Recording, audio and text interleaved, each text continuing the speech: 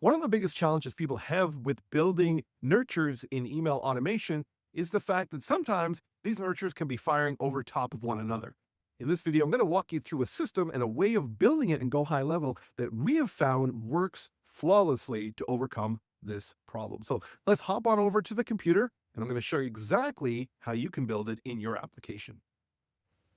Okay, so here we are inside of our Go High Level account. And what I want to show you is how we went about building the nurture structure so that it is basically rock solid. There is no chance that people can get into multiple nurtures at one time, which is usually a problem that you have in marketing automation. So here we are, we're in a contact record. And what we see here is we created a custom field here. It's called current nurture. Now in this, we have, in this case, 5 different options. We've got cold, warm, hot nurtures, and then a re-engagement nurture. Now you could build as many as you want for yourself, for your clients or whatever. But the other thing is we have a no current nurture option in here. All right. So what we've done with this, and by having it in a dropdown in a contact field, allows us to do things that tags get a little messy doing. So let's go look at the automation side of things. I'm going to assume at this point that you know how to make a custom field. So we created a sequence, a series of workflows here for each one of the nurtures, including the no current nurture. Let's look at this now. They're built all the same. This is just a template build that we've done. We're building out a specific use case for this. But really, the structure comes down to this. It's triggered by a contact change trigger, which means that that custom field called current nurture, and you can call it whatever you want, has changed to speaking cold. That is going to be the trigger to put them into the sequence. Once that happens, my face out of the way here so I can click the buttons on the bottom.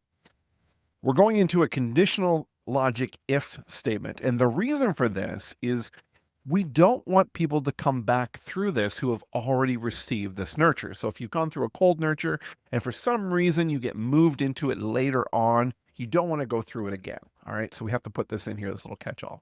And what we're doing is we're looking at tags. So we created equal tags for each one of the nurtures. And we have 2 tags for every single nurture. And you'll see them here. There's a active and a completed. So what we want to say is new to nurture is somebody who does not have the completed tag. Then down here, already completed nurture is tag includes the completed nurture. Makes sense, right? You're tracking what we're doing here.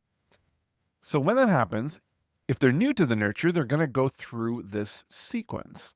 So the first thing we want to do is we want to throw on this active tag. Now this is we don't necessarily need that there.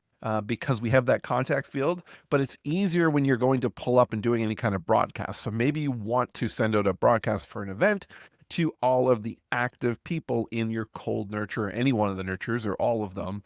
It's easier to pick the tags for that. And these just stick around while they're in it. So we're keeping that in there. It's going to put it on play. They're waiting 30 minutes. I personally like to put a timer on the first email that goes out, whether it's 5 minutes, 10 minutes, 30 minutes. It just allows you, if you do accidentally drop somebody in there, it's not going to fire out an email right away. You could then move them back to no nurture, and that's going to fix the problem. Now in here, we have in this template 4 emails in the sequence. You could do it over, you could do a whole year for every single one.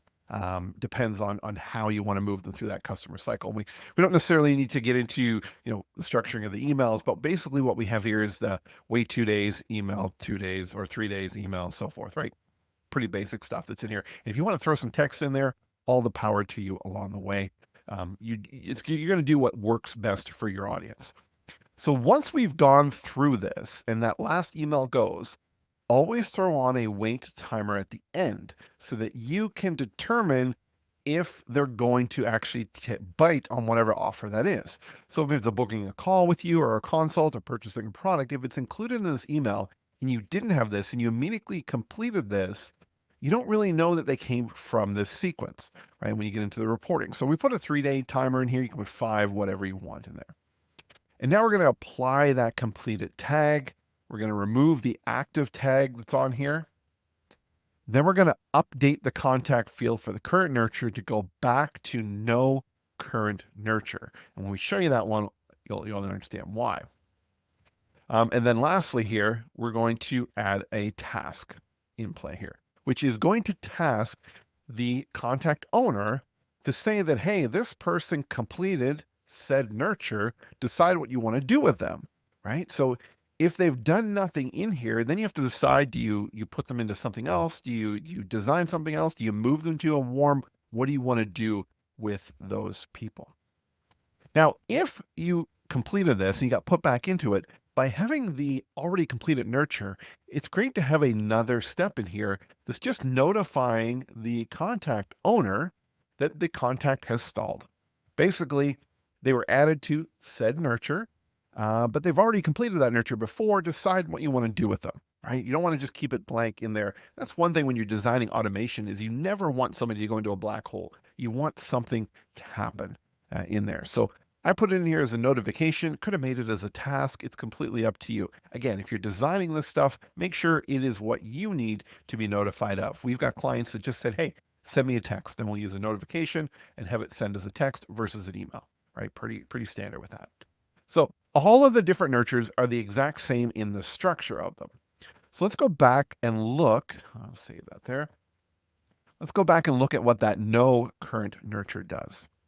So when they are changed to no current nurture, it's going to remove them from all the nurture workflows. Now you might be saying, Sean, why would you want to do that?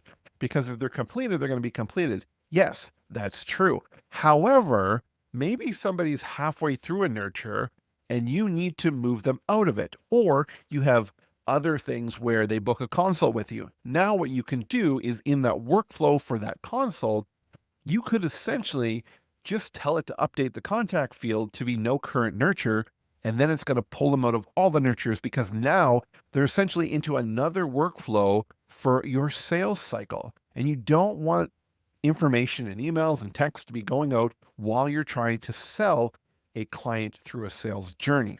So that's why we have that in there.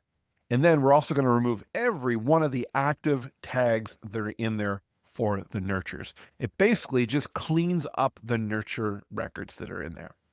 And that's how those come into play. And that's the key behind it is everybody goes back to no current and then moves forward. So when you get that notification to do what to do with them, their status is going to say no current. You can move them to someone else. So basically building it this way is a clean way to very easily update your contact records.